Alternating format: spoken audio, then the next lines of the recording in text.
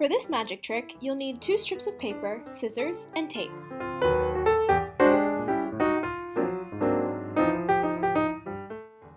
Take one of the strips of paper and bring the ends together to make a loop. Then flip one of the ends and tape them together. This is called a Mobius strip. Take your scissors and cut through the center all the way around until you get back to the starting point.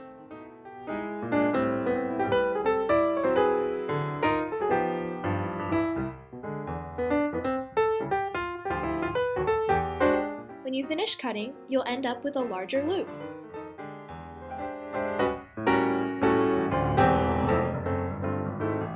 For the next trick, start just like the first one.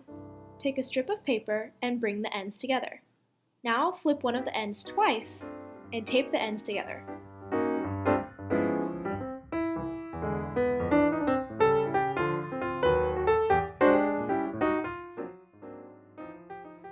Now take your scissors and cut it again through the center, all the way until you reach the starting point.